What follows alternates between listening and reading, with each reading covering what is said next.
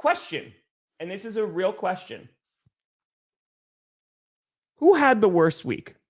Was it the Bengals, of course, Joe Burrow? Was it the Bears? And there's a double hit here. Not only did your defense allow 52 points and Jared Goff went off, right? And Lions are back. But then on Sunday Night Football, you're like, well, at least the Vikings, we went toe-to-toe with them. Then they got their ass kicked by the Falcons. Yeah. Or is it still the Dolphins?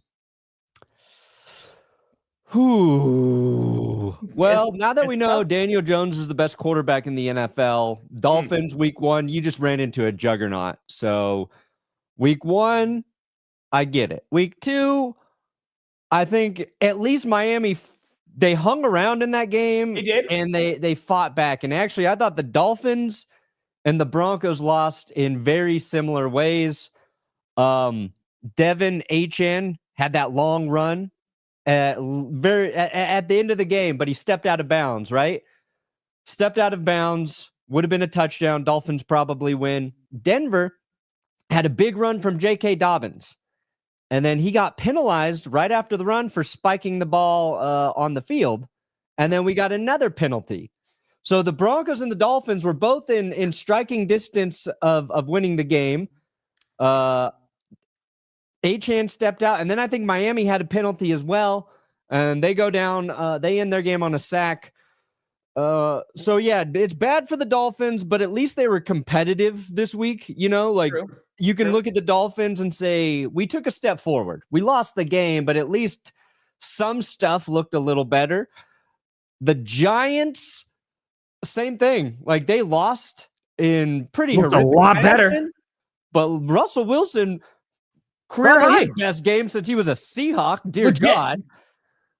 Had a weird, terrible throw in overtime. That was a fumble that went out of bounds, and then the pick. But like, Russ kept him in that game, and the Giants were victimized by themselves. You go back to that opening drive for the Giants, and they had the 4 penalties by is it Hudson, their offensive lineman? Oh my God! Drive. Yeah, he's swinging. 4 penalties, and they got down to the 3, and then they went backwards as well, settled for a field goal. If they score a touchdown there, like they should have, probably completely different game for the Giants. I think I would be worrying a little bit today if I'm a Vikings fan. You know what? I think week 1. There's a lot, Adam. There's a lot. You had 3 bad quarters, or boring quarters, or limited quarters from J.J. McCarthy, and then an amazing 4th quarter. Okay, maybe this is the dude. This is who it is. And I said, sometimes it just takes a series or 2, and you get your confidence, and that kind of sets you up. Did not carry over from week 1 to week 2. JJ struggled, kind of looked lost out there. Maybe the Falcons defense a little better than we thought. They had a great night, dude. How many sacks did they have? How many sacks did they have? 5 or 6 sacks? Yeah, that's they had all 5 in the first half. I think, Tom, they had 6 sacks. So I think, as a Vikings fan, you left last week full of optimism.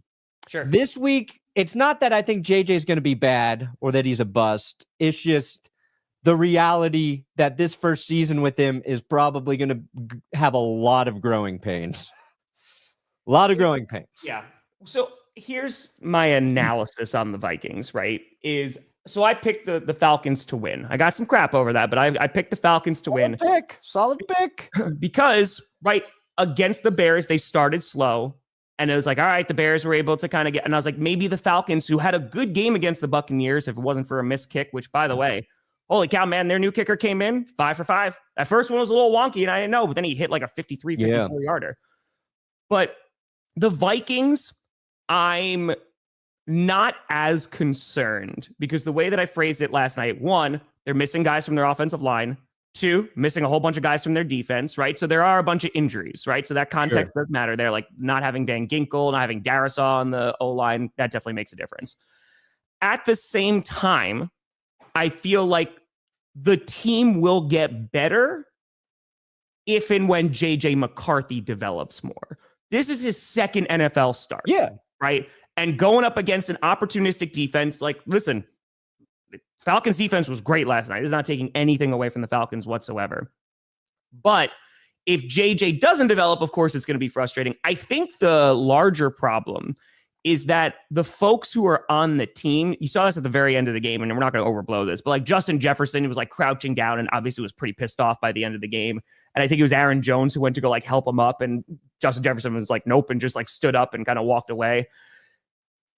For the veterans who are on this squad, I think it's a little bit tougher for them because they just had a 14-win season last year. Sure. Right. And then like with Sam Darnold, and yes, they did lose their first playoff game, but they were a pretty successful team.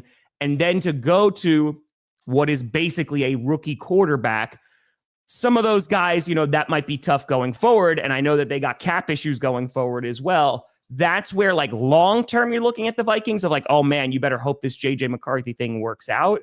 But in the short term, if JJ gets better as the season goes along, I'm less worried about them. But as of right this second, yeah, they did not look great last night. It's just the offense, they can't move the football. Yeah. That's the and problem. he missed some easy throws. He overthrows Jalen Naylor. That would have been a huge play. Then they're, kind of in desperation mode. He throws a bad interception late there. So it's just like those little things. And it was like, I think it was after the Naylor overthrow, and they cut to Kevin O'Connell, just like,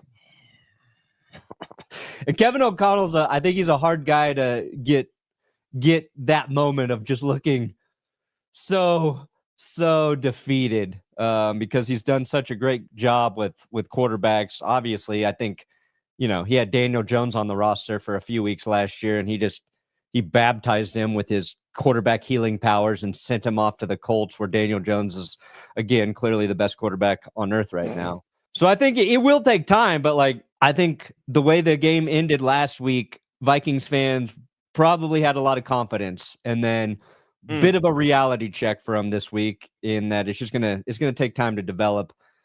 And it's those throws that like throw to Naylor, like he had time in the pocket, he just sailed it. Like you want your quarterback hitting those plays. A lot of other stuff, you can chalk up. He's young, you're figuring shit out. But when you just miss throws and you have time to make them, those are the tough ones. And I mean, Patrick Mahomes was doing the same shit.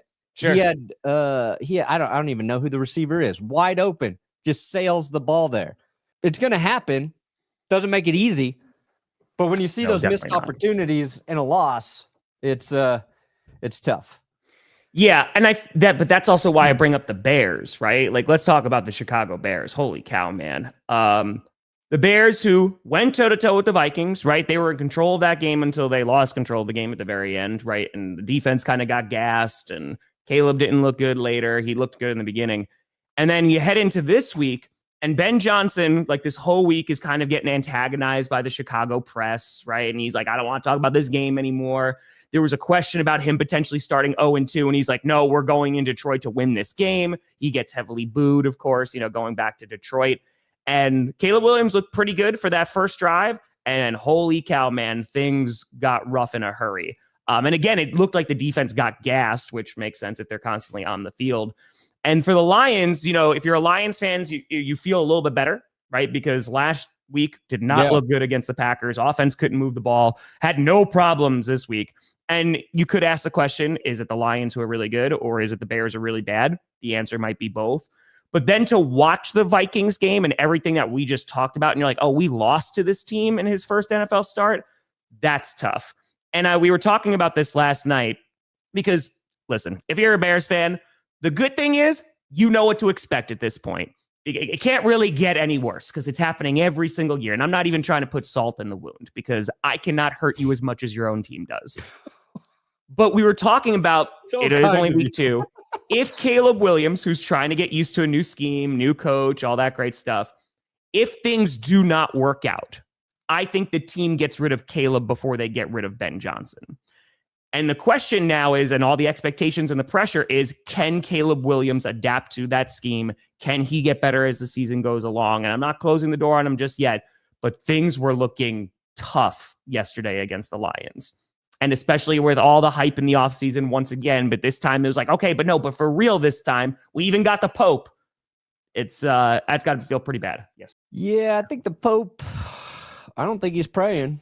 Oh, I don't think he's praying for the Bears. Not for the Bears. I think he needs to go to confession. And admit that he has not prayed enough for the Chicago Bears. No, he's not. No.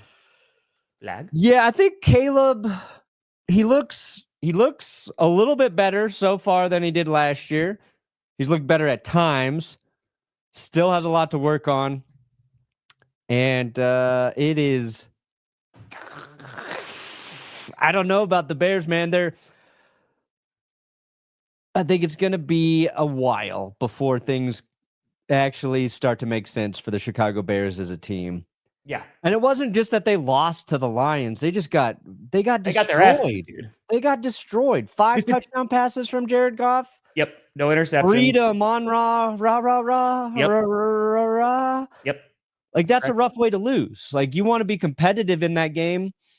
You want to look at a handful of things and go, hey, we did that pretty well. Yep. But they didn't. So that's, I feel for you, Chicago. But at least the Bears had their hearts ripped out week 1. So they went into this game probably with very minimal expectations. A little bit more calloused, maybe. Yeah, so it's like the amount of scars I have. And they're like, confirmed. Good. Thank you for confirming for us, Caleb and Ben, that it's going to be a long season.